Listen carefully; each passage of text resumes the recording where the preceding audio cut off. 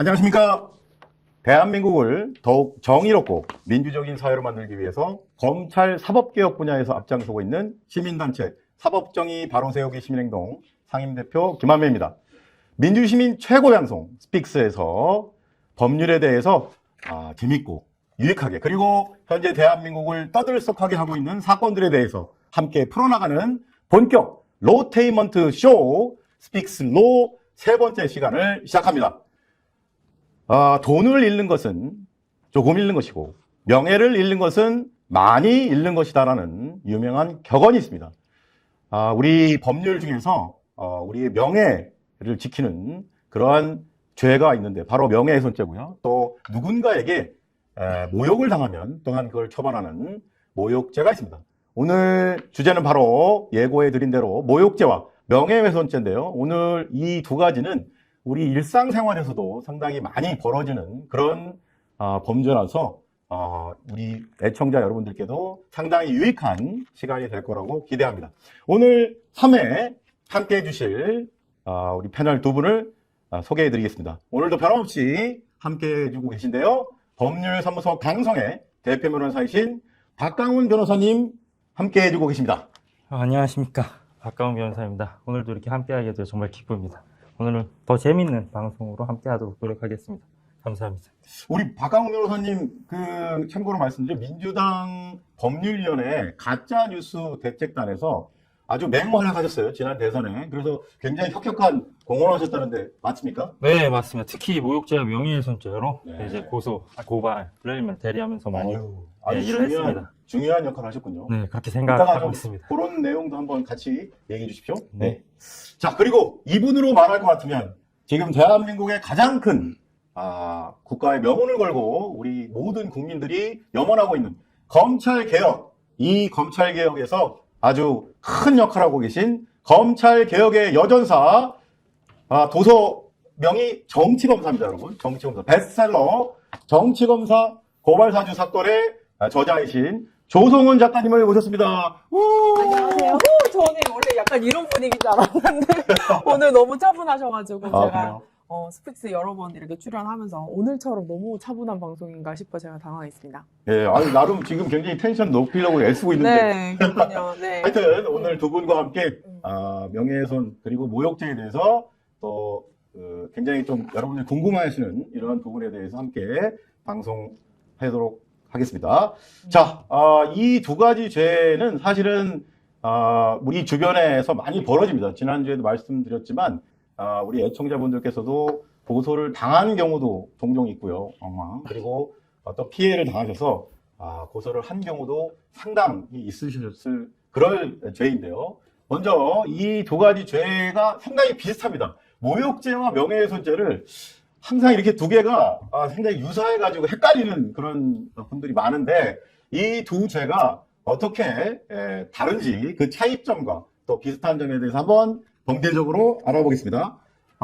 이 두 가지가 어떤 부분이 다르고 어떤 부분이 비슷한지를 한번 알아보는데요. 가장 큰 차이점이 사실의 적시가 있냐 없냐라고 하는데 박광훈 변호사님, 네. 두 가지 죄가 가장 큰 차이점이 그건가요?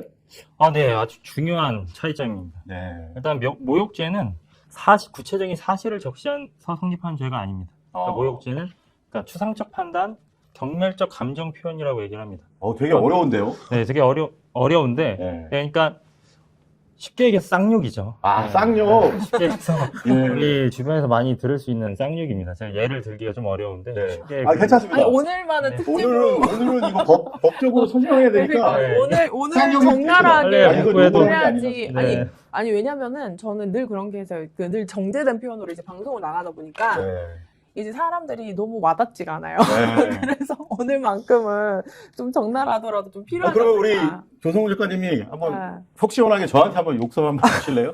저 잡혀가요. 그러니까. 네. 왜냐면은 저는 오늘 이렇게 정말 많은 분들 중에서 저 오늘 세 분의 역할 중에서 피해자지 네. 않을까 싶어요. 왜냐면 저는 거의 리박스콜이 집단적으로 달았나 싶을 정도로 뭐 4년 전에 고발사주 사건 때 당시에는 그 누구죠? 그 명태균과 김건희가 모의를 한 것도 아, 이제 드러났죠. 네네네. 이제 박지원과 엮어서 죽이면 된다라는 식으로. 고발 사주 때. 네, 그거를 하고 나서는 전부 다 이제 저에게 이제 이상한 그 허위 기사도 정말 맘대로 올리고 그러면서 그 기사가 한 하루에 몇백 개 나면 그 기사마다 몇천 개씩 달리는 거예요. 그래서 제가 그때 당시에는 고소를 못했던 것도 사실 그 수십만 건이 되는 거죠. 그래서 이제 제가 뭐 명예라는 감정이 왜 필요한지 그 전에 모르고 살았는데 사회적으로 매장을 시키려고 하는구나 이런 네. 생각을 정말 많이 악플이. 네, 악플이. 네. 그리고 그게 굉장히 집요하고 특히나 어떤 우리 정당에서 이렇게 법률위원회에서 이제 맹활약을 하셔서 아실 텐데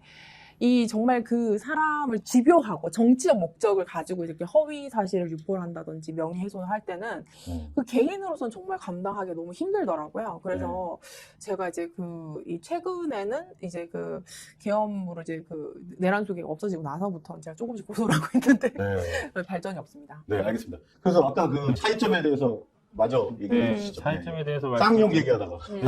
쉽게 해서 모욕죄는 뭐 네. 뒷감적으로 말씀드리면 이제 쌍욕을 하는 겁니다. 네. 가볍게 표현하면 뭐 바보, 멍청이 뭐 이렇게 얘기하는 것들이 있고요. 뭐 우리가 뭐 이제 기타 다양한 것들이 있죠. 앞으로 그럼 질문 하나 드려도 될까요? 그러면 그 비읍시읍 우리 요번에 그 관봉권 띠지에서 그 예를 들면 그 검찰 수사관들이 비읍시읍 이렇게 했던 것은 그것은 모욕에 해당합니까? 네, 그것도 모욕에 해당합니다. 실제로 뭐 초성이라고 하급심 판례에서 충분히 인정된 사례들이 있습니다. 네, 그 비읍시옷이 뭐 보석은 아니잖아요. 네. 부산일 리도 없고, 네, 그 사람은 그 맥락을 보거든요. 우리 판례에서 실무에서 보면 맥락상 이제 공격적인 표현을 하고 싶은 상황에서 비읍시옷이라고 이렇게 표현을 했다. 네, 충분히 또. 그래서 지금 변호사님이 말씀하신 그걸 정리하자면, 그러니까 결국은 모욕죄하고 명예훼손죄의 차이점은 상대방을 뭔가 험담하는 것 같은데 그 안에 스토리, 예를 들면 육하원칙에서 박땡땡이 몇 날 몇 시에서 어떤 행위를 했는데 이 행위가 뭔가 불명예스러운 행위에 부정적인 느낌을 주는 이런 어떤 스토리가 있으면 그게 바로 사실의 적시지 않습니까? 네, 맞습니다. 그러니까 사실의 적시는 굉장히 간단하게 어떠한 증거로 이 진위 여부를 판정할 수 있으면 사실이라고 봅니다. 구체적 사실. 근데 이제 모욕은 아까 말씀드렸듯이 뭐 바보 멍청이를 가볍게 예를 들면 이거에 대해서 증거로 뭐 증명을 할 수 있는 사실이 아니잖아요. 경멸적 표현 같은. 그렇죠. 뭐 이 똥꼬다리 같은 놈 이런 게 있어요. 네. 판례. 이게 똥꼬다리 같은 놈이라는 걸 우리가 증거로 어떻게 이제 진위 여부를 판정하겠어요? 그러니까 이런 것들은 단순히 추상적이고 감정적으로 경멸적인 표현이니까 모욕죄로 봅니다. 그리고 또 굉장히 결정적인 차이점이 친고죄라고 해서 모욕죄는 피해자가 직접 고소를 하지 않으면 이게 국가가 개입할 수가 없다라고 하는데 반의사 불벌죄라고 하는 이 명예훼손죄는 제3자가 예를 들면 제 친구가 있는데 제 친구를 누군가가 막 제 친구가 무슨 이상한 사회적 지탄을 받는 무슨 마약 밀수를 했다라고 했는데 그 알고 봤더니 가짜 허위 사실이에요. 이런 경우에 그 피해를 당한 그 제 친구가 아니고 제가 직접 그 제3자인데 그렇게 고소를 할 수 있다는 거. 그게 바로 반의사 불벌죄라고 하는 것 같은데 그것도 큰 차이 아닌가요? 네, 큰 차이가 있습니다. 이제 모욕죄는 친고죄라서 이것도 범인을 알게 된 날로부터 6개월 이내에 고소를 해야 됩니다. 그걸 하지 않으면 이제 다시는 이제 고소해서 문제 삼을 수가 없게 되죠. 근데 이제 아까 지금 그 조성훈 육관님 그 악플 낸 지가 아까 몇 년? 4년이요? 4년, 3년 그러면 반 지금 그거 6개월 안에 해야 되는 거 아닌가요? 지금? 근데 지금 가능합니다. 왜냐면 그래요? 범인이 누구인지 모르는 상태이기 때문에요. 네, 범인을 알게 아니, 그 된 날로부터 닉네임은 있잖아요. 구체적으로 이제 특정이 됐다고 볼 수가 없다면 그게 이제 쟁점이 될 수는 있다고 봐요. 근데 이제 보통 제가 지금도 악플이 달리고 있어서 최근 순으로 이렇게 악플을 하고 있는데 뭐 그때 당시 거는 이제 뭐 3년 반 정도가 지나서 알게 된지 그 사실 제가 그 많은 기사들 다 인지를 하지 못했잖아요. 그러다 보니까 그 악플을 달렸구나 하고 인지를 한. 그러니까 그래서 내가 언제든지 이게 악플이구나, 명예훼손을 당했다, 혹은 모욕을 당했다. 그래서 나는 고소를 해야지, 혹은 법적 처벌해야지라는 이런 그 어떤 인지를 하게 된 날로부터 이제 6개월이라서 제가 그게 멀진 않더라고요. 범죄 사실 자체를 그쵸. 모르고 있다가. 범죄를 한 날부터 몇 년, 이거는 이제 공소시효, 그리고 고소할 수 있는 것은 이제 인지를 하고 몇 개월, 뭐 이런 식으로 되어 있어서. 그럼 이제 최근에 알게 된 거라서 여전히 그 모욕죄로 그렇습니다. 고소가 가능하겠네요. 네, 그런 것들은 이제 고소를 하고 있는데, 저번 그 탄핵 전에는 이게 사실 명백한 모욕을 넘어서 너무 추잡한 댓글들이에요. 너무 그러니까 막 그 뭐 성적 모욕까지 있어가지고 제가 이제 뭐 성폭력 특별법 이런 것들도 같이 이제 그 신고를 했는데 단순 모욕죄가 아니고. 단순 모욕죄가 아니라 근데 이제 그런 것들을 이제 그 해서 다 이제 피해자 조사 받고 했는데 영장을 안 내주더라고 검사가. 아, 압수수색 영장. 네, 왜냐면은 그 네이버 댓글이면은 그 사실 그 뭐라고 해야 될까요? 네이버 댓글에 이제 포털 가가지고 이런 악플 신고가 왔으니까는 계정 정보를 달라 이런 정도는 굉장히 일반적으로 사실 나오는 영장인데 제 것만 안 준다 네. 그러고 있더라고요. 그 변호사님, 그 차이점은 뭐 그런 것 같은데 공통점도 있지 않습니까? 두 가지 죄가 비슷한 점도 있잖아요. 네. 누군가를 지칭해야 되고, 그죠? 그리고 제가 알기로는 그 공연성이라고 그래서 누군가가 있지 않은데 1대1로 예를 들면 두 사람만 있을 때 서로 쌍욕해도 그건 모욕죄가 안 된다고 하던데 그게 맞는 거죠? 네, 맞습니다. 이게 두 죄 다 구성 요건으로서 이제 특정성과 공연성을 요구를 합니다. 네. 네, 공연성 말 그대로 우리가 공연하다의 그 공연. 네, 그렇죠. 네. 그러니까 공연 누가 봐줘야 되는 거죠. 연극같이. 듣는 사람이 있어야 네. 되는 거. 그리고 특정성은 지칭이 돼야 된다는 얘기입니다. 누구를 하는지, 누구에 대한 명예를 훼손하는지, 실명 뭐 네. 이런 거. 실명이 아닐지라도 뭐 맥락상이든 이제 뭐 암시적으로 표현을 하더라도 누구를 지칭하는지를 알 수가 있어야 되거든요. 이게 되게 적나라하게 뭐 예를 들어 드린다면 모욕죄에 있어서 특정성이 문제가 돼서 특정성이 없다 그래가지고 무죄가 선고된 사례가 있어요. 그러니까 어떤 거냐면 네, 이건 어쩔 수 없이 제가 표현할 수밖에 없을 것 같습니다. 판례를 읽는 거니까. 네, 판례를 읽는 겁니다. 네. 저는 평소에 이런 욕을 절대 하지 않습니다. 걱정하지 마시니까 오늘 하셔도 돼요. 네. 오늘 특집이니까. 통화하느라 하는 점은 네, 네. 분명히 말씀드리겠습니다. 그러니까 아이씨 이렇게 살진데요. 아, 이거 실망인데요. 그 정도 가지고 지금 두려워하셨습니까? 네, 이렇게 표현을 했는데 이게 무죄가 됐습니다. 왜냐? 특정성이 조각된 겁니다. 아, 그 누구한테 했는데 그거를? 네, 이렇게 된 거지. 이게 재밌는 게 에서 그쳐서. 아. 그러니까 이라는 게 이게 기분 나쁜 걸 표현한 거에 불과했다. 이게 누구를 감정적 표현. 지칭해서 표현하기보다는 그러니까 특정이 안 돼 있었다는 거예요. 그러니까 예를 들어서 놈 이렇게 표현을 하면 이 놈자 때문에 지칭이 돼서 모욕죄가 성립할 수 있습니다. 네. 그런데 이거는 그냥 감탄사에 불고 자기 나쁜 감정을 표현한 거지 누구를 특정해가지고 사회적 평가를 저하시킨 게 아니다 그래서 범죄가 성립이 안 됐어요. 아니 그러면 지금 공연성이 있어야 된다 그러면 예를 들면 이런 건 어떻게 된 겁니까?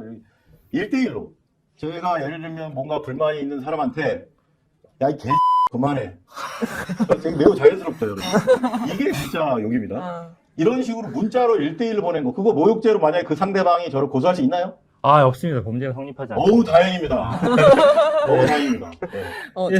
제가 갑자기, 문자로 쌍욕 보낸 적이 종종 있어가지고 네. 예, 모욕죄로 저 고소한다고 그랬는데 그거 안 되는 건가요? 네, 다 이유가 있으셨을 거라고 생각합니다. 네. 네, 왜 그래? 근데 공연성이 없죠 그런 경우에는. 어쨌든 피해자한테만 보낸 거라면 이제 이게 다른 사람, 그러니까 공연성을 이제 어려운 표현으로는 이렇게 합니다. 우리 판례에서는 불특정 또는 다수인이 인식할 수 있는 상태. 근데 그거에 해당이 되지 않죠.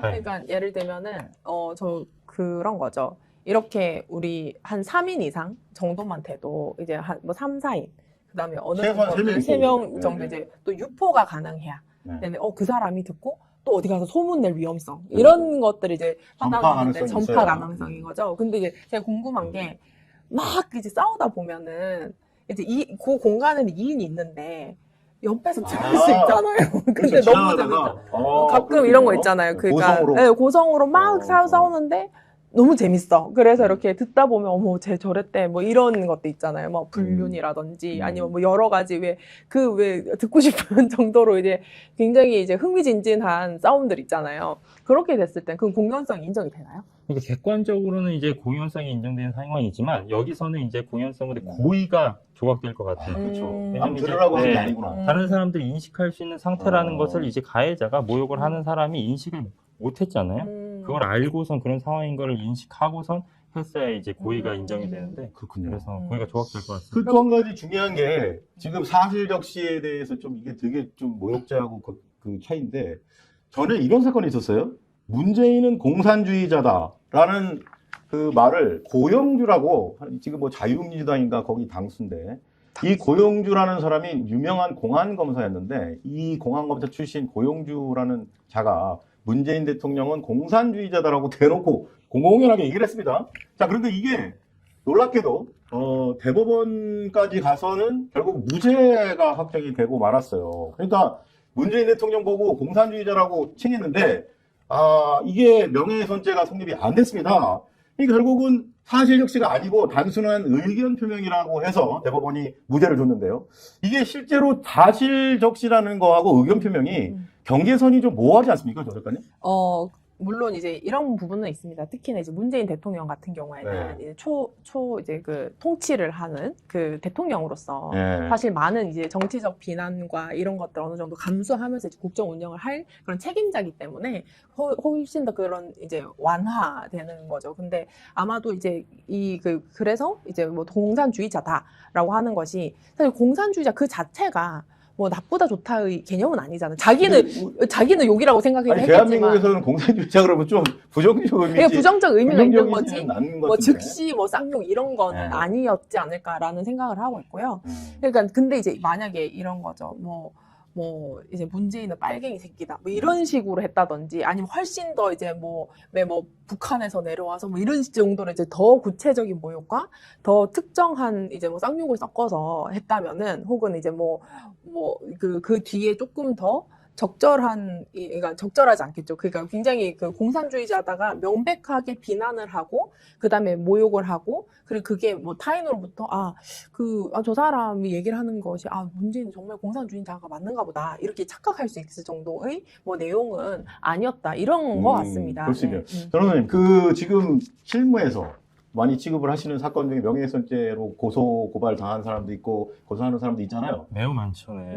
아까 지금 얘기한 대로 이거를 수사기관의 숫자가 너무 많고 사건이 많다 보니까 일하기 싫어가지고 이걸 그냥 뭐라고 이렇게 쭉 이렇게 허위로 이렇게 비방한 것 같은데 이거를 의견의 표명이라고 판단을 해서 그냥 이렇게 사건을 없애려고 하는, 종결하려고 하는 그런 좀 경향성이 두드러진다는 말을 제가 들었는데 실제로 경험을 해보실 때 그런 좀 수사기관들이 조금 한마디로 일하기 싫어서 많은 사건들이 좀 자기들이 일을 처리하다 보니까 이런 식으로 그냥 이것은 단순 의견 표명이라고 해서 이렇게 사건을 종결하는 경우가 좀 많이 있나요? 네, 많습니다. 저도 그 부분에 실제로? 공감합니다. 이게 사실적시와 의견 표명이 사실 엄격하게 이론상으로는 구분이 돼야 되는데 네. 그렇지 않고 아까 작가님 말씀하신 것처럼 이제 경계가 애매하고 판단하기가 좀 어려워서 그러다 보니까 수사기관에서 의견 표명이라는 쪽으로 더 무게를 많이 두는 경우가 많습니다. 네. 제가 이거는 경험담이에요. 제가 몇 개월 전에 이제 그 피해자 조사를 받고 왔었는데 참 제가 그 피해자 명예훼손. 네, 명예훼손과 이제 모욕을 같이 이제 네. 고소를 하면서 이제 했었는데 저한테 읽어보라고 하더라고요. 육성으로. 수사관이. 네. 그러면서 왜 읽어보라고 그랬어요? 그러니까 어디가 자기가 도대체 모르겠다는 거예요. 근데 이제 예를 들면 이런 겁니다. 이거 너무 과한 표현인데. 무슨 이상한 늙은 남성 정치인과 호텔 가서 한 년 이런 식으로 막 그런 고발 사주. 네, 그거 해가지고 거기에 더 이제 너무 눈으로 읽기도 너무 정말 처참한 그런 글이었어요. 근데 그걸 읽어보라고 도대체 어디가 사실이 아닌지 모르겠다고 이러더라고요. 그 수사관이. 사실 지금 명예훼손 모르겠는데 모욕은 될 것 같은데요. 아니 그러니까 그래서 어디서 모욕을 했냐는 거예요. 그거를 그 의견 표명 아니냐는 거예요. 그래서 제가 너무 황당하잖아요. 제 피해자, 이런 식으로 피해자 조사를 하나? 라는 생각을 했고, 하나 더는, 이제 아마 제가 느끼는 이 감정들이 이제 많은 이제 명예훼손 피해자들의 이제 감정을 아마 고스란히 느끼실 거예요. 왜냐면 저 같은 경우는 변호인 선임 없이 제가 직접 고소를 하고, 이제 지금까지 재판도 하고 이랬었기 때문에. 근데, 그렇게 얘기를 하니까 제가, 그럼 수사관님이 옆에 있는 그 수사관이랑 어디 호텔 가서 이렇게 해서 글 올리시면은 이거는 수사관님에 대한 의견 표명이지 이거는 전혀 그 모욕이나 명예훼손이 아니겠네요? 하니까 그건 아니죠. 이러시더라고요. 그러니까 정말 그 공감대 없이 정말 그렇게 이제 기계적 잣대. 기계적 잣대뿐만 아니라 제 입장에서는 그런 것도 좀 느꼈습니다. 제가 이제 본의 아니게, 네. 어쨌든, 공적인 어떤 직업이 있는 건 아니지만, 공적 직책이 있는 건 아니지만, 제가 어쨌든 중공인에 가까운 유명인, 내지는 공인, 이렇게 되어 있는데, 알려진 사람도 이런 태도로 얘기를 한다면, 정말 일반인 같은 경우에는 얼마나 더 이렇게 함부로 대할까라는 생각이 들더라고요. 네. 그러니까 아까 잠깐 조 작가님께서 하셨는데, 공연성만으로는 부족하다라는 게 있어요. 그러니까 한마디로 그 공연성 제3자가 그 현장에 있어야 되거나 듣거나 해야 되고, 전파 가능성, 아까 그 얘기 나왔는데, 그 전파 가능성도 있어야 되지 않습니까? 이 명예훼손죄 성립 요건으로? 이거는 공연성이라는 요건을 필요로 하잖아요. 네. 근데 공연성, 이 공연이라는 거는 불특정 또는 다수인 인식할 수 있는 상태인데, 네. 이거를 직접적으로 인식하냐, 아니면 직접이 아니라 간접적으로 한 사람한테 얘기했을지라도 전파가 돼서 다른 사람도 인식할 수가 있는 상태냐, 이 두 가지로 이제 학설이 나뉩니다. 그러니까 직접 인식설과 전파 가능 이론이라고 이 두 개로 나뉘어요. 그러니까 직접 인식은 말 그대로 여러 사람이 있는 데서 해야 되는 거고, 그때 바로 여러 사람이 직접 인식을 하는 경우가 공연성이 인정된다, 이렇게 보는 주장이고, 전파 가능성은 단 한 사람한테만 얘기했어도 이 사람이 비밀을 지키지 않고 누군가한테 전파할 가능성, 위험이 있다. 그러면 이마저도 공연성이 있다라고 해서 공연성을 더 넓히는 이론이죠. 그러니까 우리나라는 법원에서 전파 가능성 이론을 받아들입니다.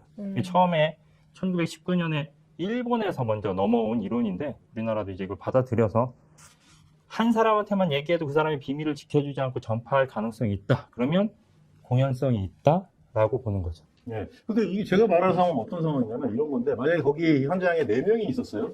근데 그 A, B, C, D 중에 A, B, C는 그 세 사람이 형제야. 예를 들면 삼형제라고 치고요. 근데 그 D만 남이고요. 근데 D가 이 A에 대해서 험담을 하는 거예요. 그 형제, 동생들인 B, C한테. 근데 그 B, C가 그 A 형에 대한, 큰형에 대한 그런 그 이상한 이야기들을 들었다고 해서 남에게 퍼뜨릴 가능성이 적지 않습니까? 네. 이런 경우에는 그 D가 이 B와 C의 큰 형인 A의 험담을 해도, 비방을 하더라도 이게 유포될 가능성이 거의 없어서 명예훼손죄가 성립이 안 된다는 그런 판례가 있다고 들었는데, 그게 맞나요? 네, 맞습니다. 정확합니다. 그러니까 지금 전파 가능성 이론이라는 거는 비밀을 지키지 않고 퍼뜨릴 가능성이 있는가를 봅니다. 근데 지금 친형제들이 들었다는 거잖아요. 그럼 친형제들은 내 형의 이런 치부에 대해서 퍼뜨리지 않을 거라고 보는 거죠. 그러니까 전파 가능성이 없다고 봐서 공연성이 인정 안 된다고 보는 거예요. 그리고 지금 중요한 게 명예훼손죄에서 우리가 가장 많이 들어본 게 이제 위법성 조각 사유라고 하는데, 그러니까 진실한 사실로서 오로지 공익에 관한 경우에는 처벌할 수 없다라는 면책 조항이 있는데, 이런 공익에 관한 이거를 이렇게 해서 지금 고발사주 폭로도 하신 거로 저희가 알고 있어요. 당연히 공공의 이익에 관한 거고. 그리고 지지난주에 그 검찰개혁 청문회에서 여러 가지 이제 얘기를 하시면서 그 외에 녹취 관련돼서도 얘기하시고, 이희동 차장검사 관련해서 이거를 이제 국회에서 폭로하셨는데, 국회의원이 아님에도 불구하고 이런 명예훼손에 관련돼서 조금 저는 걱정이 된 게, 그 고위급 검사를 상대로 해서 이런 폭로를 하면 이 상대방이 명예훼손을 고소하면 어떡하나라는 좀 걱정이 들기는 하거든요. 근데 이 모든 게 이제 쉽게 말하면 위법성 조각사유에 해당하는데, 그런 부분에 대해서 우리 대한민국에는 이제 소위 말하는 사실 적시 명예훼손이 존재하잖아요. 이런 부분에 대해서 이렇게 폭로하시고 하면서 공익을 위해서 명예훼손으로 좀 많이 이 고소도 당하고 하셨는데, 이런 부분에서 명예훼손죄 전반에 대해서 좀 어떻게? 저는 명예훼손으로는 고소를 당한 적이 없었던 것 같아요. 그래요? 네, 오히려 무슨 이상한 단체에서 무슨 국정원법 위반 이런 걸로 했지, 저를 이제 명예훼손이라는 부분은 하지 않았고요. 그리고 예를 들면 이런 겁니다. 제가 뭐 폭로라는 단어를 좋아하잖아요. 왜냐면 제가 이제 공익신고를 할 때 기사를 먼저 나갔지만 그 기자들에게는 저는 이제 증거가 없었고, 저 혼자 이제 증거를 갖고 있는 그 상태에서 대검찰청의 감찰기관이죠. 감찰부에다가 이제 공익신고 절차를 모두 마치고 나서 제가 포렌식까지 다 했어요. 왜? 제가 그렇게 말씀드렸습니다. 그 당시에도 이게 어쨌든 저 사람들은 저를 찾아내려고 할 거다. 그러면 이게 저를 그러면 그 다음은 제가 정당 생활 오래 했잖아요. 제가 뭐 네. 최고위원도 하고 이렇게 뭐 공천심사위원도 하고 했었기 때문에 제가 이제 그 다음 이 메신저 공격을 할 것이다. 그래서 메신저 공격을 하면서 이 사실관계를 무너뜨리려고 할 것이다. 그렇기 때문에 하루빨리 저와 이 객관적인 이 증거들과 분리를 시켜야 된다 해서 제가 공익신고하는 그 바로 다음에 다 증거를 다 제출하고 포렌식까지 다 끝내고 나서 제가 JTBC에 나가서 이제 제가 공익신고자다 이렇게 밝힌 거죠. 그렇기 때문에 뭐 하물며 김웅도 명예훼손으로 고소를 저를 못했고요. 그래서 저는 이제 뭐 그런 거보다 그냥 계속 틀었죠.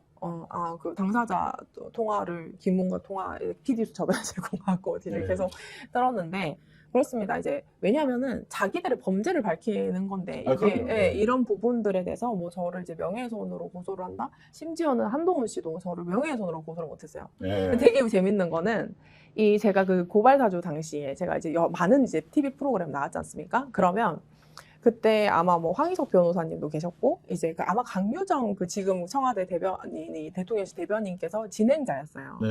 그러니까 거기에서 주제가 고발사주 사건이었는데 저 빼고 다 고소를 한 거예요. PD까지. 누가요? 한동훈 씨가. 한동훈이. 네. 우리 조성원 작가님만 그러니까 빼고. 네, 저만 빼고. 희한하네. 네, 그래서 참 저는 고소왕이 왜 조 작가님만 그러니까요. 뺐어요? 저를 지금도 제가 이제 늘 뭐 저가 오히려 이제 한동훈, 뭐 윤석열, 뭐 김건희 등을 이렇게 계속 이제 그 고발사주 사건 관련으로 이제 고소를 하고 고발하고 하지만 유독 그 한동훈 씨는 이제 그 제가 뭐 채널A 사건부터 시작해서 그 뭐 수사 기록이랑 뭐 이런 것들을 제가 공익신고 과정에서 다 이제 준비하면서 알았던 내용들 방송하고 하더라도 그러니까 뭐 그런 거죠. 네, 그게 사실에서 자기가 예, 저는 진실의 힘이라고 생각합니다. 지금 방금 말씀하셨지만 진실한 사실로서 공익에 관한 경우에는 이것은 우리 형법에도 면책 조항이기 때문에 기본적으로 처벌할 수가 없습니다. 그러니까 그걸 너무나도 잘 아는 검사 출신 한동훈이 잘 알기 때문에 고소를 하지 않았던 것 같은데 네. 변호사님 이거가 허위 사실은 근데 이거를 적용할 여지가 없지 않습니까? 네, 가짜니까 가짜 뉴스는 이런 허위성 그러니까 이것이 진실한 사실이다. 내가 말하는 것이 내가 폭로하는 이 내용이 또는 보도하는 이 내용이 진실하다라는 거. 그래서 만약에 혹시 상대방이 나를 갖다가 명예훼손으로 고소하더라도 이 허위성 이게 진실하다는 거를 입증하면 되는데 이거를 보통 명예훼손죄는 보통의 범죄에서는 검사가 범죄를 입증하는데 이 명예훼손죄는 검사가 입증 책임이 있는 게 아니라 그 피의자한테 입증 책임이 있다고 하는 게 맞습니까? 네, 일단은 맞습니다. 일단은 맞는데 우리 판례가 그렇게 보고 있습니다.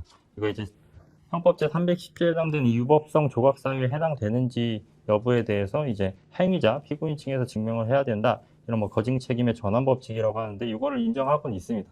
근데 이 부분에 대해서는 약간의 오해가 좀 있긴 해요. 왜냐면 이게 유법성 조각 사유에 해당이 되지 않는다라는 것까지 원래 검사가 입증해야 되는 게 맞아서 이 경우만 특이하다고 볼 수도 있겠는데 근데 사실은 다른 범죄 같은 경우는 일반적인 위법성 조각 사유들만 있지 이렇게 특별한 게 더 있지는 않거든요. 그런데 이 명예훼손 같은 경우에는 추가적으로 위법성 조각 사유가 하나 더 있는 거죠. 하나 더 있고 이거는 또 허위가 아니고 진실한 사실로 명예를 훼손했다고 볼 수 있는 뭐 307조 제1항이 일단 적용되는 상황에서 진실성 여부를 그 피고인이 입증하는 게 이렇게 어렵지가 않은 상황입니다. 그러니까 공공의 이익에 부합한다라는 점만 조금만 소명하면은 충분히 뭐 입증이 됐다고 볼 수 있고 이때 입증은 검사가 입증하는 것처럼 엄격한 증거에 의해서 입증하는 게 아니라 그 일반적으로 이제 구성 요건에 해당된다는 걸 검사가 입증하면 자동적으로 이제 위법성까지 추정이 됩니다. 이게 이제 형사법 일반 원칙인데 그렇게 추정되는 거를 깨트리기만 하면 되는 정도의 입증이어서 이게 피고인 측에서 검사가 해야 되는 입증 책임을 부담한다라는 논리는 아닙니다. 아니 근데 허위 사실을 알고 그러니까 허위 사실 역시 명예훼손이라는 게 허위 사실이고 기본적으로 한마디로 가짜 뉴스죠. 그리고 그게 가짜인지를 그 행위자가 그러니까 퍼뜨리는 사람이 알고 해야 된다. 근데 거꾸로 그 말을 다시 반대로 하면은 만에 하나 이게 진실하지 않고 허위라 하더라도 나중에 드러난 것이 그것이 만약에 진실하다고 믿고 이 뭐 기자라든지 이것을 말하는 방송인이 만약에 이것을 진짜라고 믿고서 방송하거나 보도를 하면 이것은 허위사실 역시 명예훼손이 되지가 않는다고 그렇게 하는데 진실하다고 믿을 만한 상당한 이유가 있을 때는 처벌할 수 없다라고 하는데 이런 식으로 좀 그 진실하다고 믿어서 원래는 진실하다고 했는데 나중에 그게 아닌 경우 이런 경우는 처벌할 수 없는 그게 맞지 않나요? 그게 진실하다고 믿었으니까 어떻게 생각하십니까? 제가 그 가짜 뉴스의 가장 큰 피해자 중 한 명 아닌가 싶습니다. 왜냐면은 제가 그때 저기 박지원 국정원장 제가 국정원 요원이었다. 네, 제보사주 뭐 이런 것들 포함해가지고 전형적인 가짜 뉴스였죠. 네, 전형적인 가짜 뉴스를 이제 그 의원들이 본회의장에서 이제 살포를 했죠. 그걸 이제 썼었고, 그리고 저는 어떤 일까지 있었냐면, 사실 이 고발사주 사건이 김웅을 처음 만났었던 자리에 모 언론사 사장이 있었어요. 우리가 생각하는 조중동 중에 하나의 사장이었습니다. 언론사 사장이 네, 거기에 그 자리에 서 있었어요. 그러니까 그 언론사가 정말로 가짜 뉴스를 대놓고 쓰더라고요. 예를 들면 제가 이런 겁니다. 국정원 CCTV, 저기 서울역 근처에 엄청 많은 그 자리에서 앉아가지고 처음 만난 사람한테 제가 국정원 CCTV를 다 바꿔준다고 그랬대요. 근데 동석자가 있었는데 전혀 그런 사실이 없고 아니라고 했어요. 그러면 제목이 조성은, 국정원 CCTV 계약 이렇게 해요. 그리고 그 기사의 한 99%는 다 가짜죠. 그러고는 끝에 한 줄은 조성은은 아니라고 했다. 그거를 반론을 삼아줬다고 하고 그런 식으로 기사를 내보내는 거예요. 그러니까는 근데 그거를 반론을 받아줬다면서 그거를 무슨 언론중재위원회라든지 아니면은 이렇게 고소 대상이라든지 그 처벌이 굉장히 황당할 정도로 제가 법 조치를 아직 안 했지만은 저는 지금 그때 나왔던 모 기사들은 이제 대놓고 이제 너무 노골적인 거. 왜냐면 또 그 중에 한 군데는 기자가 전화가 왔어요, 저한테. 전화 와가지고 고발 사주를 딱 터지니까 원래 그 매체 소속에서 저랑 친했던 기자였습니다. 친했던 기자였는데, 야, 조성은 대표, 우리 데스크에서 이 사건 터지면은 정권 교체 못해서 너 죽이라는데? 너 더러운 거 다 털어서 남자 관계는 더러운 거 다 갖고 오라던데? 기자가요? 그렇게 저한테 그래서 이거를 뭐라고 얘기하냐면 그렇게 했는데 근데 나는 너랑 친하니까 내 질문에는 너는 답을 해줘야 되는 거야 이러더라고요. 그래서 제가 그런 사실을 알려줘서 고맙다 하고 그냥 끊어버렸거든요. 그러고는 그런 식으로 근데 또 고발사주 사건과 관련 있는 사건이었어요. 왜냐하면 고발사주에 이제 손준성이 이제 김웅에게 보냈던 이 기사가 그 매체였던 거예요. 그러니까는 이제 그 정도로 노골적으로 그러니까 가짜 기사를 겁 없이 쓰더라고요. 근데 결국 그 결과는 뭐였습니까? 윤석열 당선이었잖아요. 그러니까 제가 이제 어떤 그런 것들 이제 대응할 사실 4년 동안 고소를 해도 수사를 해야죠. 그런 시간들이었는데 여기에서 제가 이제 가짜 뉴스를 이렇게 하더라도 사람들은 그걸 보면서 뭐라고 생각하겠습니까? 이미 그게 사실인 거. 그리고 그게 보도된 이상은 지금 제가 이 8월 14일에도 허위 기사로 하나 삭제를 하고 갔어요. 언중이 가서 첫 그거였는데 제가 다음 주에 언중이 가서 또 이제 그 허위 기사에 대해서 그걸 할 겁니다. 근데 이런 것들은 정말 그러니까 그래서 지금 약간 좀 결이 어긋나는 것 같은데 언론에 대해서 그리고 언론을 이제 표방해서 가짜 뉴스 퍼뜨리는 것 이런 부분들은 징벌적 손해배상이 필요하죠. 어마어마하게 필요한 것 같다라는 것. 네. 그리고 특히나 이제 우리 당에서 여러 정치인들에 대한 비방을 되게 대리를 많이 하시잖아요, 변호사님. 네. 그렇습니다. 그럴 때는 이제 저도 이제 이런 든든한 변호사님이 당에서 이제 그걸 대응을 해주시는 분이 계셨으면 너무 좋았을 텐데 제가 그 명예훼손의 A to G, 가짜뉴스 A to G 이거 다 피해 유형별로 다 이제 얘기를 할 수 있어요. 네. 피해 사례가 엄청 많으시고 의뢰를 많이 되게 놀라신 표정이에요. 지금 구체적인 사건 한번 예를 들어보겠는데 이 지금 보도의 가치, 즉 공공의 사안으로서 보도를 하는데 결국은 이게 진실성이 조금 문제가 되는 대표적인 사례가 소위 윤석열, 한동훈이 김앤장 변호사들과 함께 청담동에서 술을 마셨다고 하는 청담동 술자리 사건. 이걸 보도한 것 때문에 최근에 판결이 나왔습니다. 한동훈이 그걸 보도했던 그 강진구 기자 등을 상대로 해서 민사 소송을 10억을 걸었는데 최근에 1심 판결이 배상액이 7천만 원이 나왔어요. 근데 이런 경우에 기자는 그 제보받은 그 소위 첼리스트와 그 전 남친 간의 그 통화 녹취를 듣고서 이거를 사실로 믿고 국민에게 보도를 했는데 그 당시에는 굉장히 충격적이었죠. 근데 결국은 법원에서 이 부분이 허위 보도라고 해서 민사 책임을 7천만 원 배상 책임을 물었습니다. 근데 이런 경우에 형사적으로는 지금 형사적으로도 지금 기소돼가지고 지금 재판 중인데 아까 했던 것처럼 기자가 이것을 진실하다고 믿을 만한 상당한 이유가 있는 경우에는 명예훼손죄로 처벌을 받을 수 없는 거 아닌가요? 네, 맞습니다. 역시 상당한 이유가 있다면 310조가 적용돼서 네. 위법성이 조각된다라는 게 이제 대법원의 입장입니다.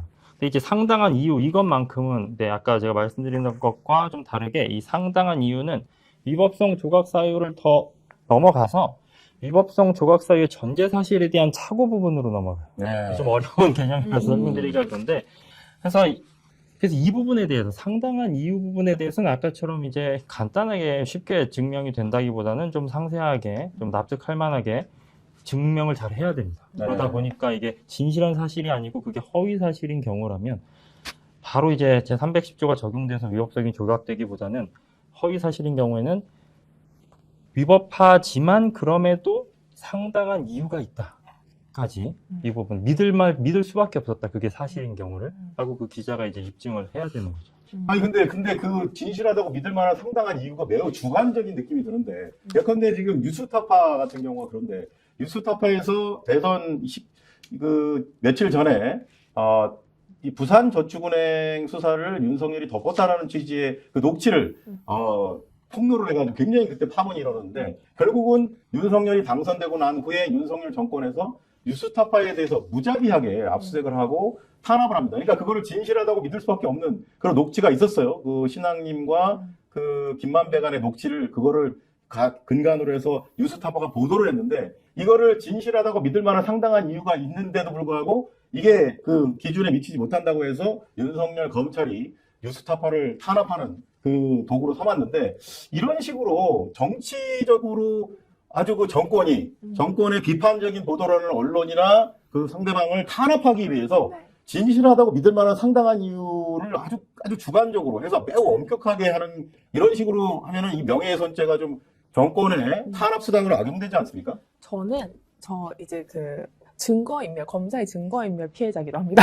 제가 이거 지난번에 그 바로 이동. 그러니까 이동 검사 때 어떠냐면 이 검사가요, 저희 아버지도 검사를 하셨어요. 그래요? 검사를 하셨었고, 저도 이제 법을 공부하고 그래서 원래는 제가 윤석열 그 고발사주 사건 전까지는 나름의 친검찰주의자였어요. 왜냐면 오히려 경찰이 무슨 수사를 해? 이런 약간 엘리트 의식도 사실 있었고, 근데 이제 고발사주 보니까 검사들이 범죄를 저지른다고 하니까 완전히 이제 범죄 집단이었더라고요.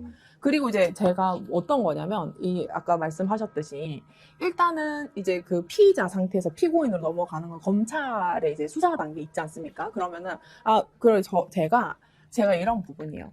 그러니까 아까 뭐 상당한, 이유가 있어야 된다라고 하는데, 예를 들면 이런 거죠. 그 예나 허위 정보에 대해서 신뢰를 했다. 이게 이제 이 사람이 적극적으로 기망을 하는, 이것들 정도가 있으면 내가 진실하고 알고자 했는 몇 번의 시도를 했음에도 불구하고 몇 번이나 이제 계속 거짓말을 하고 적극적인 이제 이제 기망의 고의로서 이제 그렇게 되면은 저는 이걸 신뢰할 수밖에 없었다라는 이런 객관적인 증명을 할 수가 있는 거예요. 근데 제가 이거 지금 그 항소를 해놨는데 어떤 상황이었냐면 대질신문을 한 거예요. 대질신문 했습니다. 대질신문 했는데 이 사람이 그 대질신문자가 저한테 막 욕을 하면서 근데 이제 예를 들면 이런 거예요. 그 명함에다가 수기로 뭐 사무총장 땡땡땡 이렇게 적어 놓은 거예요. 아니 지금 말씀하신 사건이 어떤 사건인 거죠? 뉴파티 그때 이제 그 지난 그 검찰 개혁 공청회 때 그러니까 그건 이제 무슨 사건인 걸 다 떠나서 일단 대질신문에서 어떤 정도로 있냐면 대질신문에서 수기로 뭐 어떤 단체 사무총장 땡땡땡 이 사람이 없는 사람이었던 거예요. 그래서 검사가 대질신문을 하면서 왜 이렇게 이 사람 없는 사람이던데요? 라고 하니까 이 사람이 조성은 이 X는 잘 안 믿어서 의심이 많아가지고 이렇게 거짓말하면 안 믿는다고 그래서 가짜로 적었다는 거예요. 그거를 대질신문하고 있는 사람이 대질신문하고 있는 사람이 근데 저는 그거를 그날 알았던 거죠. 근데 그거를 즉 검사가 당사자 동의에 의해서 녹음을 하고 있었어요. 그 네. 대지신문을. 녹음 파일 없앴잖아요. 그거 없었어요. 네.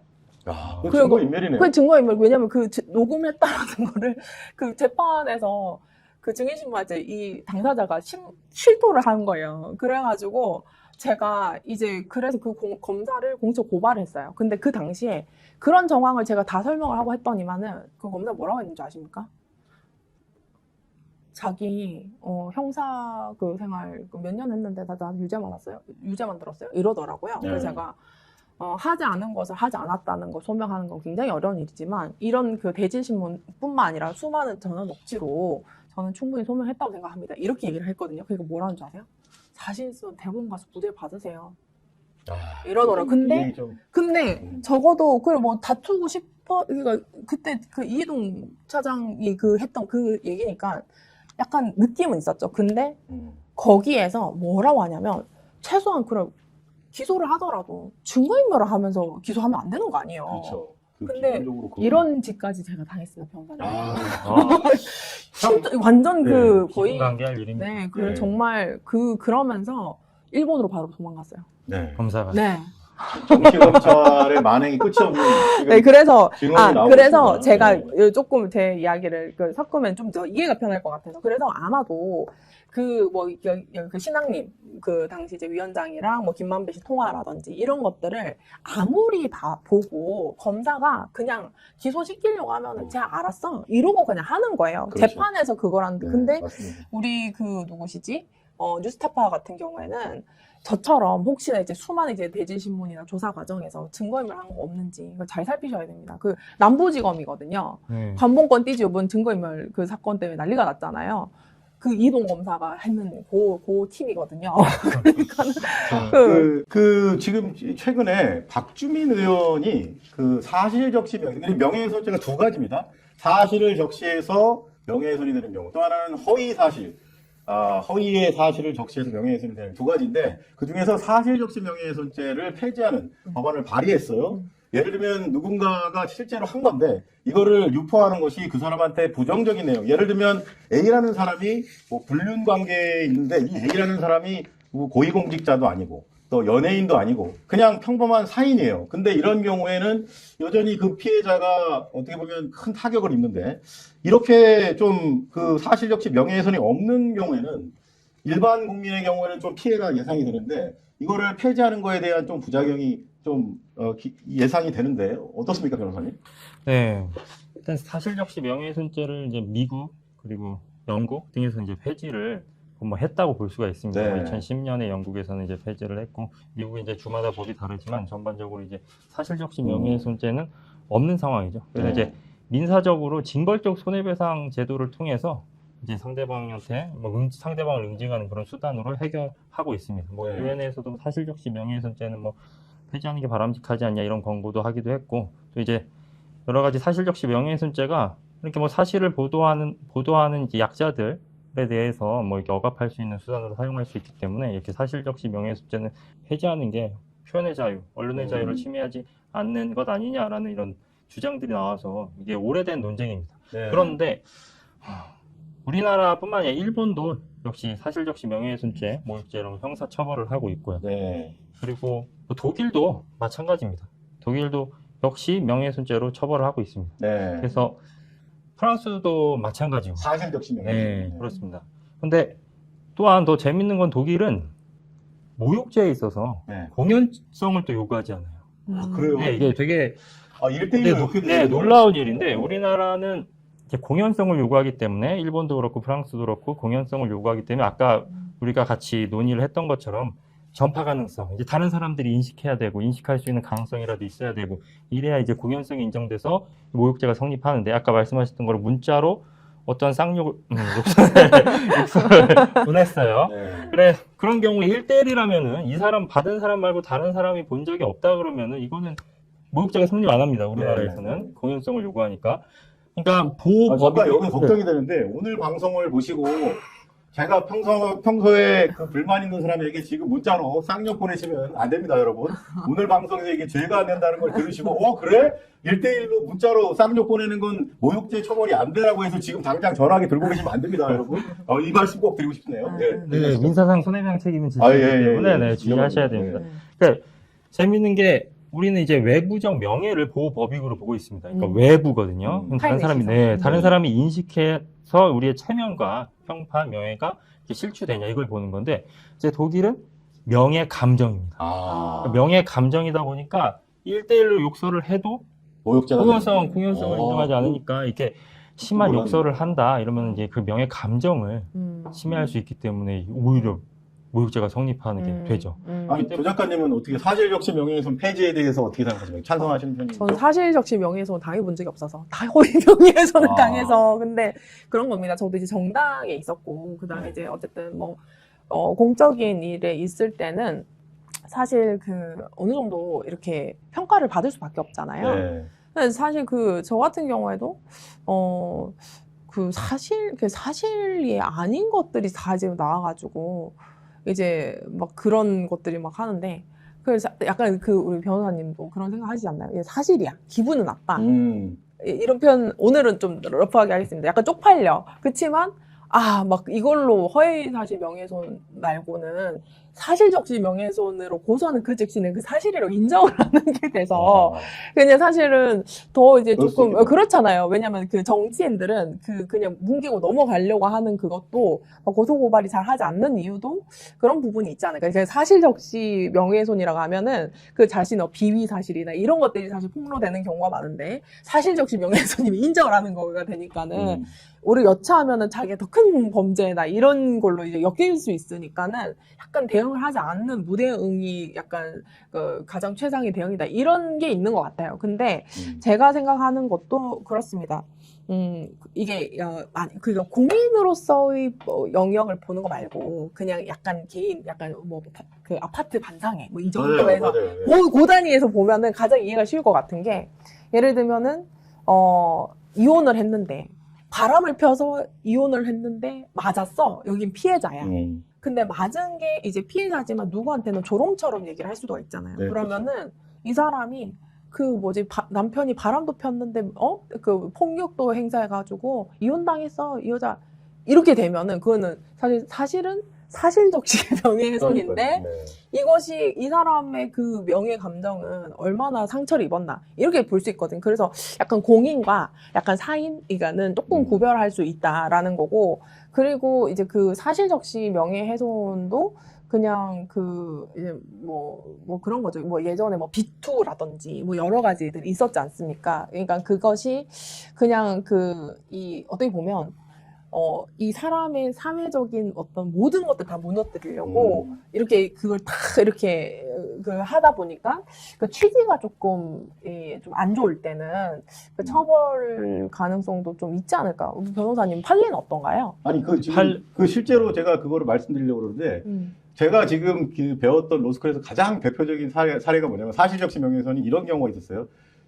비슷한데 남편이 바람을 외도를 했습니다. 그래가지고 그 상간녀 회사에 찾아가서 이 아내가 1인시 같이 거기서 해요. 근데 이 상대방 상간녀가 당연히 자기 회사 와서 이렇게 하니까 그거를 명예훼손으로 고소를 했습니다. 그러니까 이런 경우에는 아까도 말씀드렸지만 조 작가님 말씀대로 고위공직자나 연예인은 어떤 자신에 대한 부정적인 실제 진실이라 하더라도 부정적인 내용이 공익성이 있기 때문에 이게 좀 통용되는데 이런 일반 국민의 경우에 그런 상황이 벌어지면 사실적시 명예훼손 외에는 사실은 그거를 구제받을 길이 없기 때문에 그렇다면 이제 폭력으로 가죠. 그래서 조금 이제 사실적시 명예훼손을 폐지하는 데 대해서 좀 신중할 필요가 있다고 저는 생각하고요.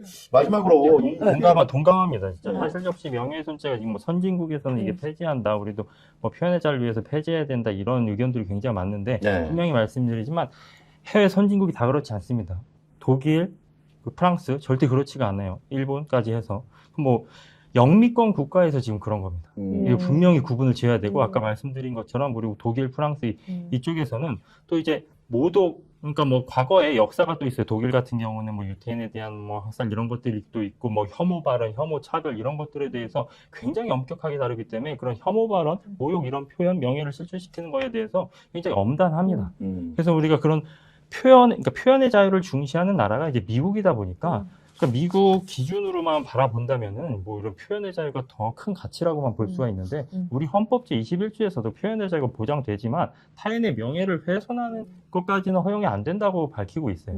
그래서 저는 이게 사실적시 명예훼손죄는 폐지되는 게 타당하다. 이거는 정말 찬동하기 어렵고 해외 사례도 그렇지 않다고 저는 분명히 이제 말씀드립니다. 최소 이런 것 같습니다. 왜냐면 이거는 언론이 사실 문제잖아요. 네. 언론에서 이제 사실을 보도를 했는데 이걸 음. 이제 처벌하는 그런 게 이제 문제가 돼서 공익을 그런데 위해서 했을 때. 그럼 차라리 그 면책 조항을 신설하는 게 낫다. 그러니까 음. 사실적시 이제 명예훼손죄라는 부분에 대해서 거기에서 이제 뭐 항을 추가해가지고 뭐 언론이나 뭐 이제 뭐 어떤 공익적인 이 목적 공인에 관해서나 아니면 혹은 이제 뭐 언론의 보도에 의한 것들은 사실적시 명예훼손은 이제 아예 뭐 면소 규정을 준다든지 아예 그게 이제 위법성 조각사유 아닌가요? 그러니까 그거를 이제 진실한 사실로서 공공의 이익을 근데 하는 그게 것까지 이제 아니다. 지금은 있어서. 사실 굉장히 재판 과정에서 주관의 영역이 있지만 그 그건 이제 언론이나 이런 특정 뭐 요건을 갖추는 그런 이제 신분을 갖춘 사람한테는 아예 그걸로 이제 죄가 안 된다는 것들 그럼 면책 조항을 차라리 그걸 규정하면 되겠지만 그러니까 일종의 위법성 조각 사유를 조금 더 구체화하자. 네. 아니 지금 말씀하신 작가님 말씀하신 대로 프랑스가 그런 방식으로 좀 규정하고 있습니다. 프랑스에서? 네. 약간 프랑스 느낌인가요? 그럴 것 같습니다. 감성이 느껴지는. 네. 이게 독일도 역시 그렇거든요. 뭔가 고인과 사인을 달리 취급하고 그걸 조금 세밀하게 분류해서 취급을 합니다. 그런 식으로 하면 일반 사인의 경우는 이게 사실일지라도 여러 가지 가정사나 나의 병력, 뭐 그리고 기타 등등 과거에 부끄러운 과거들이 있을 수 있잖아요. 사실이라도 그리고 그게 반드시 뭐 나쁜 행동을 해서 부끄러운 과거가 아니라 그런 것들을 드러나는 것이 과연 뭐 이게 당연한 타당한 내가 허용돼야 된다 이렇게 볼 수만은 없기 때문에 네. 사실적시 명예훼손죄를 폐지하는 건 신중해야 되지 않나 이렇게. 이 주제가 이렇게까지 열되게 토론이 될 줄 몰랐는데 우리가 또 오늘 역시나 모욕죄하고 명예훼손죄를 하다 보니까 시간이 많이 흘렀는데 요거 한 가지만 짚고 마무리해야 될 것 같습니다. 제가 윤석열 고발했다고 악플 세례를 엄청나게 받았습니다. 2021년에 윤석열이 그 당시에 공수처에 최초로 입건이 되는 바람에 그게 굉장히 대서특필이 되는데 그 보도에 저에 대해서 제가 윤석열을 고발했다고 거기에 이루 말할 수 없는 온갖 정말 말도 안 되는 진짜 모욕적인 그리고 저에 대해서 허위 비방이 난무를 해서 제가 악플 세례를 받았어요. 그래서 이제 최근에 그거에 대해서 제가 이제 너무 그게 심한 것들은 추려가지고 정말 민사상 책임을 물어서 거기에 대한 이제 배상 책임에 대한 판결이 나왔는데 이게 저는 사실은 익명성이 문제라고 생각합니다. 무슨 얘기냐면 자신들이 누군지를 다 드러내고 실명을 하면 절대로 그런 말을 쓸 수가 없어요. 뭐 예컨대 뭐 너를 갖다가 무슨 어떻게 하겠다라는 둥 너의 부모, 형제, 자식 이렇게 운운하면서 가족까지 모욕하는 이런 진짜 폐륜적인 댓글이 난무했는데 이런 것들이 다 익명성이 문제라고 생각합니다. 인터넷에 실명제를 하지 않는 게 문제라고 생각하는데 이런 인터넷 실명제가 좀 필요하다고 저는 봐지는데 어떻게 생각하시나요?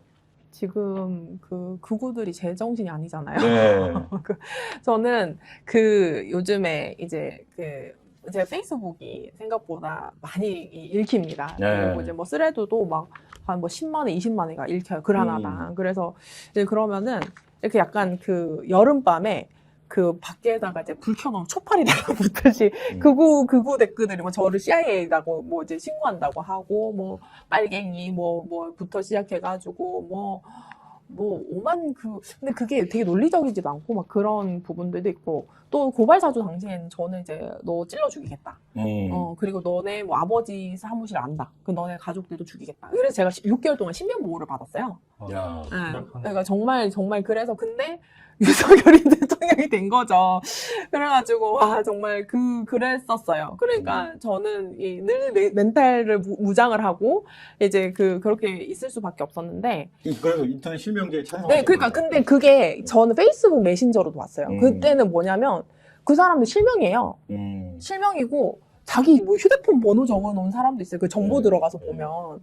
그리고 그거를 막 윤석열 지지자라는 거를 엄청 막 강조를 하면서 뭐 회사 정보부터 다 있는 사람도 저찔러 죽이겠다부터 시작해서 막 그런 것들이 뭐 하루에 몇백 개씩 이렇게 왔었거든요. 그래서 제가 그냥 인터넷 실명제보다는 저는 이거 실명을 하면은 조금 더 편하죠. 왜 그 이제 고소 고발을 하거나 이럴 때 제가 아까도 말씀드렸지만 검사가 이 아이디의 이제 실명 정보를 파악하기 위해서 영장을 안 주면은 그 계류돼서 막 그 수사가 엄청 오래되죠. 만약에 실명이라도 안다면은 그게 좀 더 용이할 텐데 뭐 민사 측이 꼭 이제 현사 절차 거치지 않더라도 이제 민사 절차를 바로 이제 걸 수도 있고 할 텐데 그래서 이제 참 그 인터넷 실명제가 뭐 요즘에 뭐 폭발을 한다 그리고 뭐 10대, 20대들의 과격한 어떤 언행이라든지 그런 부분들 때문에 한때는 표현의 자유를 위해서 이 인터넷 그 비실명제가 이제 어떻게 필요했다고 한다면은 지금은 조금 더 사회적인 윤리 가치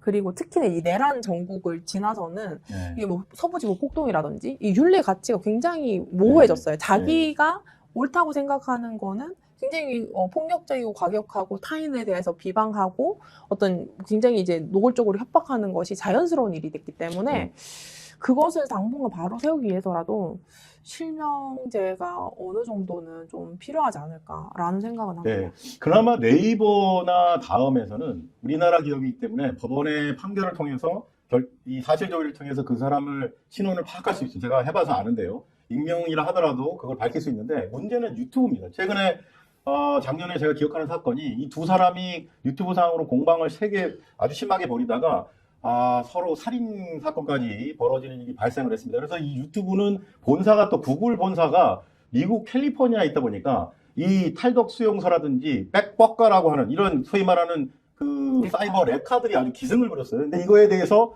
어느 변호사님이 이거를 그 미국 본사에 어떻게 보면 소송 법적 조치를 해서 이 신원을 파악해서 결국은 탈덕 수용소하고 뻑가의 신원을 밝혔다고 하는데 변호사님 이게 지금 가능해졌다고 하는데 그나마 이런 식으로 익명성에 숨어서 유튜브 상으로 그런 아주 패륜적인 악플이나 방송을 하는 사람들에 대해서 이렇게 체증이 가능해졌는데 그 절차에 대해서 뭐 간단하게 한번 마지막으로 소개해 주시면 그나마 우리 시청자 여러분들 유튜브 애청자분들께서도 조금 도움이 되실 것 같네요. 네. 네. 그러니까 아까 말씀하신 것처럼 우리나라에서는 이제 사실조회 신청 그리고 네. 문서 제출 명령 이 민사상의 절차를 통해서 그 상대방의 정보를 알아낼 수가 있습니다. 근데 문제는 지금 말씀하신 것처럼 유튜브 이제 구글 미국 회사 때문에 이제 미국 회사가 갖고 있는 정보를 우리가 어떻게 할 수가 있냐? 그러니까 우리나라 법원에도 문서 제출 명령 사실조회 신청하면 요청을 합니다. 근데 말을 안 듣죠. 안 네. 들어줍니다. 근데 미국이기 때문에 미국 법원에서 명령을 하면 말을 들을 거예요. 네. 그럼 어떤 제도가 있냐? 증거 게시 제도라는 게 있습니다. 뭐 디스커버리라고 하는데 이 증거 게시 제도의 일종을 이용하는 거예요. 그러니까 미국 연방법 제 1782조 덕분에 가능한 겁니다. 네. 그러니까 이 1782조에서 뭐라고 규정되어 있냐면 외국에서 소송을 하고 있는 경우에 이제 미국 법원을 통해서 그 상대방의 정보를 알 수 있게끔 해주는 증거 게시 제도가 있습니다. 미국 연방법인데 네. 이거 외국인들도 그거에 대한 네, 할 수 있어요. 외국에 소송이 있는 경우에 해당이 된다라고 되어 있습니다. 그래서 이 1782조를 활용해서 네. 미국 법원에 문서 제출 명령을 하는 거죠. 네. 미국 법원에 문서 제출 명령을 하고 미국 법원이 이걸 받아들여서 증거 게시 제도 때문에 쉽게 받아들여집니다. 네. 그래서 이제 구글에 그 정보를 요청하면 받아서 이제 신원을 특정할 수가 있게 되는 거죠. 네, 여러분 들으셨죠? 유튜브라 하더라도 정말 극악하게 나에게 이런 어떤 정말 고통을 정신적 고통을 주는 정말 누가 봐도 이거는 패륜적인 악플이나 이런 방송을 하는 자가 있으면 포기하지 마시고 법적 절차가 있다라는 부분, 미국 법에도 연방법에도 그런 게 정의돼 있다라는 부분을 마지막으로 알려드리고요. 오늘 그 참 이거 시간 가는지 모르고 굉장히 여러 가지 얘기를 해봤는데 마지막으로 악플러들한테 한마디씩 우리 피해를 입으셨던 우리 조성훈 작가님 그리고 그거를 법률적으로 처리하시는 변호사님 각각 짧게 마지막 말씀을 악플러들에게 얘기를 주시고 방송 마무리하도록 하겠습니다. 네. 결국 자기한테 돌아갑니다. 네. 왜냐면 제가 이제 저를 제일 첫 번째 공격했던 게 윤석열이었어요. 네. 나와가지고 막 손가락질 하면서 그렇게 했는데 그 다음이 김건희였고요. 그 다음이 이제 그 장제원이었습니다. 그 다음이 권성동이었어요. 그러니까는 뭐 이철규 이렇게 순서대로 가더라고요. 그래서 제가 사실 지난 4년이 거의 득도의 시간이 아니었나라고 생각을 했었는데 참 악플러들을 제가 이제 이번 고소를 준비하면서 보면서도 참 너무 괘씸한데도 이 사람들도 참 너무 비극이겠다 삶이라는 네. 생각도 들고 그리고 제가 이제 그 하나를 좀 한 거는 나쁜 짓을 하는 사람 말도 함부로 하고 이렇게 하는 사람 어딜 가나 나중에 자기가 당할 짓을 하더라고요. 네. 제가 하지 않더라 생각은 똑바로 살아라. 네. 똑바로 살아라 정신 차리고 네. 그런 생각을 합니다. 알겠습니다. 네. 네, 변호사님 악플러들에게 네. 네. 일단 모든 종교의 성서에서도 그렇고 네. 우리 법에서도 모든 법에서도 말을 잘못했을 때 죄를 짓는다고 봅니다. 네. 일륜적인 죄악도 말로 짓는 거고 범죄도 우리 말로 저지르거든요. 모욕, 명예훼손, 협박 이런 거 다 말로 짓습니다. 이게 악플 하나가 사람을 죽일 수도 있고 사람에게 그렇죠. 큰 상처를 맞습니다. 주고 네. 삶을 무너뜨릴 수도 있습니다. 네. 대단한 엄청난 폭력이 아닐지라도 사실 더 심한 폭력이 이제 언어 폭력일 수도 있거든요. 네. 그래서 이 말이라는 것을 누군가의 상처를 주고 사회적 평가를 훼손하는데 결코 사용하지 않으셨으면 좋겠습니다. 이 악플러들. 그리고 악플러들 방금 아까 말씀드렸지만 이 익명도에 숨기 어려워졌습니다. 네. 이제 법적 절차를 통해서 끝까지 추적해서 찾아내서 엄중한 민형사상 책임을 묻게 할 수 있습니다. 그러니 일륜적인 죄도 저지르지 마시고 범죄도 저지르지 않으셨으면 좋겠습니다. 네. 표현의 자유는 절대 타인의 인격을 짓밟는 걸 허용하는 것이 아닙니다. 네. 정말 중요한 말씀입니다. 표현의 자유는 상대방 타인의 인격권 같은 인권을 짓밟는 것까지 허용하지 않는다라는 말씀 정말 중요한 말씀인 것 같습니다. 오늘 스픽스로 3회 우리 일상생활에서 많이 접하는 죄죠. 모욕죄와 명예훼손죄에서 대해서 우리 두 분과 함께 한번 풀어나가 봤습니다. 과연 대한민국이 더 건전하고 바람직한 사회를 가기 위해 우리 모두 우리의 말과 글에 책임을 가져야 할 것 같습니다. 다음 스픽스로 4회에서는 우리 또 일상생활에서 자주 우리가 접하는 죄죠. 사기죄에 대해서 한번 또 법률 전문가분들과 함께 재미있게 또 유익하게 풀어나가도록 하겠습니다. 다음 시간에 더 즐거운 방송이 될 것을 약속드리면서 오늘 3회 스픽스로 3회 방송을 모두 마치겠습니다. 함께해 주신 애청자 여러분 고맙습니다. 감사합니다. 감사합니다. 와, 옷이 좋습니다. 네, 대표님 명절이니까요. 야, 스픽스몰에서 이번 추석 명절 준비한 모양입니다. 네, 대표님 이번 명절 스픽스몰 애청자 여러분들을 위해서 다양한 제품들 많이 준비했습니다. 건강기능식품, 그리고 축산, 수산, 와, 그리고 과일까지 제대로 된 제품 있네요. 또 특히 쿠키도 전 쿠키를 만들어서 여러분들께 좋은 선물 될 것 같습니다. 귀한 분들을 위한 명절 선물 세트 스픽스몰에서 지금 준비하십시오. 여러분, 행복한 명절 진심으로 기원합니다. 명절 선물도 자신 있다 비교하라.